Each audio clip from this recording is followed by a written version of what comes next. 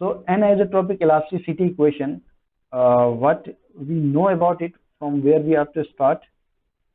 What is anisotropic elasticity equation, or what is anisotropy? First of all, we have to understand the anisotropy. So we will see anisotropy. Anisotropy, this term anisotropy is that this is a directional dependency. The directional dependency, the property of material which shows the directional dependency. Means if a material is there,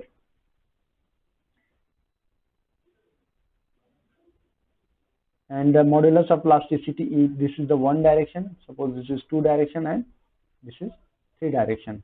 So the modulus of elasticity in this direction E1, suppose 10, and in this direction E2 it is somehow 25, and E3 it is somehow having 50. Those are in MPa or GPa, whatsoever we are taking the units with numerical values. For example, I am making to understand it. So in one direction E1 is 10 MPa, E2 is 25 MPa, and E3 it is 50 MPa. So this direction, the modulus of elasticity is changing. In one direction it is this value, in the second direction transverse to it is having 25 MPa, and in this direction it is having 50 MPa. So these different direction the values are changing. So this is the directional dependency. The material properties are changing with the direction. So this is called the anisotropy, and hence here it is changing in the three perpendicular directions. This is the subset of the anisotropy, which is called orthotropy. Orthotropy, where in all three directions the material properties are changing. Okay. So the directional dependency of the material is called anisotropy, and this is the subset of the anisotropy, which is called orthotropy, where the in three different directions the material properties are changing. Three different orthogonal directions.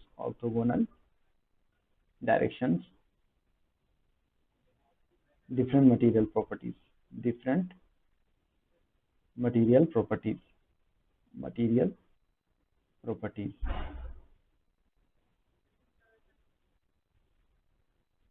Okay, so this should be noted that in all the three directions different properties we are getting, then it is called the orthotropy. Not the same property, different property in all three orthogonal directions.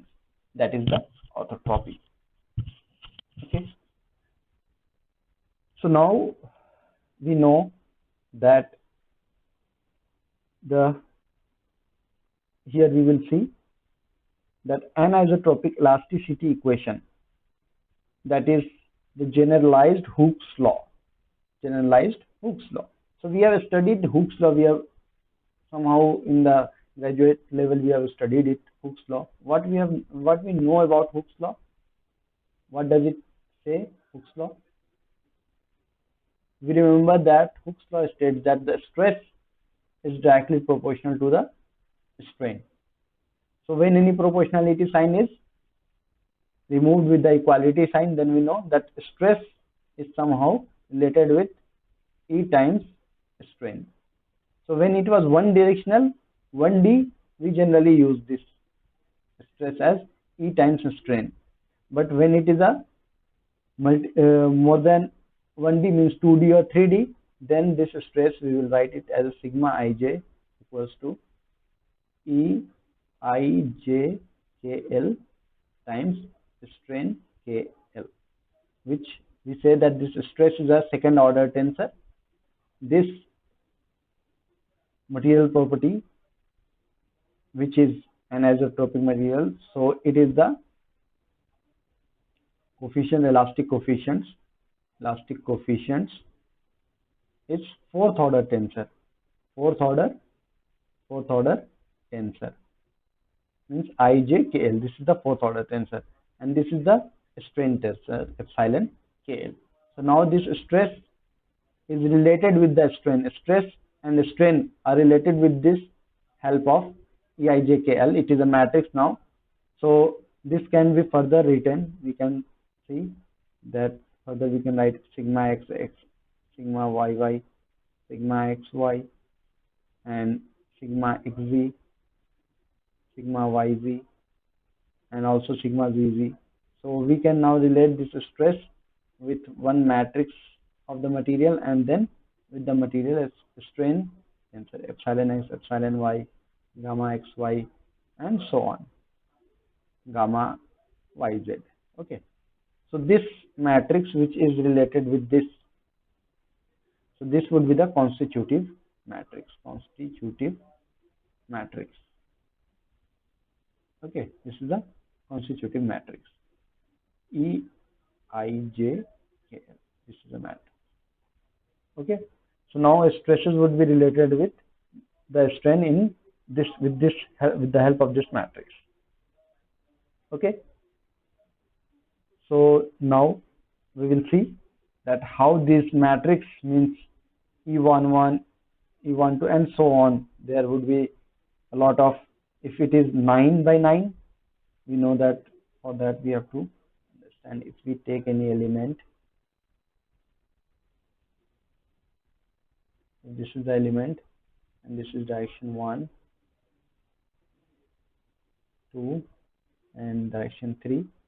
So we will have in all the 3 directions, so we will have sigma 11 or sigma xx, suppose in this direction, and sigma yy in this direction, and sigma zz in this direction, and similarly we will have a sigma xy, means direction of sigma x and direction of y.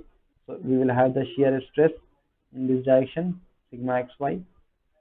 Okay, and in this direction we will have x is this and direction of z, so sigma xz we will have in this direction. Okay, so in this manner we will have all the stresses, sigma xx, sigma yy, sigma xy, sigma yx, sigma xz, sigma zx, okay, sigma zy, sigma yz, sigma zz. So these three, and these three. So total we are having 9 stresses. Okay, so we know that from the equation that we know that sigma ij equals to sigma ji, means sigma xy equals to sigma yx. Similarly, sigma xz would be equals to sigma zx. So these properties are defined when we compute the moment about any points, then we get the stresses ij equals to ji. Okay, so we say that the stress matrix is symmetric stress matrix. So from there we can reduce this 9 stress matrix in 6 stress. So now this 9 means, now this if initially it was 9, then this matrix would be having 81 elements, means 9 by 9, 9 cross 9. So now this 81 constants would be reduced further, and this will reduce and become 54. Then further we will apply for the strain. So epsilon ij equals to epsilon ji, means we will have epsilon xy or gamma xy equals to epsilon yx. Okay, so this property again here epsilon xy and yx we will again apply, then it will further reduce the strain with 6, then again the strain will get reduced and it will be now 36. Further more elements would be reduced.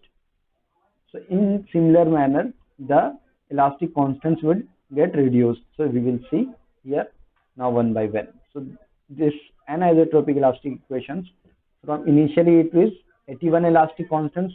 We know that we are studying now that 81 elastic constants. Why it is?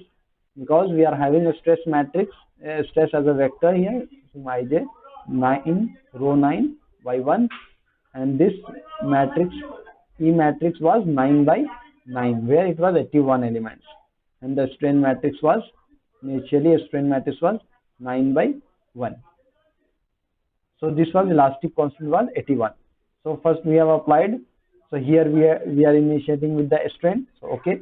So we are having the strain part. So in initially 9 strain, so it will reduce to 6 due to the its geometry. So stress will be reduced, strain will get reduced, so the elastic constant would reduce 9 to 6. So it would be now 81 to 54. Here it is written 54, the elastic constants. Now after that again the symmetry due to stress would be there. So now it would reduce to 36. Then further thermodynamic consideration. Here what is thermodynamic consideration? We know that strain energy, we assume that strain energy is a function of strain or stresses. So if you know that if we have to find out the stresses, then partial derivative of the strain energy with respect to a strain KL would give the value sigma ij is partial derivative of the strain energy with respect to strain. So this is also interrelated. So sigma ij del u upon epsilon KL, or sigma KL would be del u upon del epsilon ij. So it would be the symmetric again. So therefore from this thermodynamic consideration of strain energy, this is also called due to this hyperelastic property of the material, hyperelastic material property. This we take the advantages. So from there further reduction occurs, and this become elastic constant as 21. Okay, so this is the general anisotropy, which is also called one triclinic material,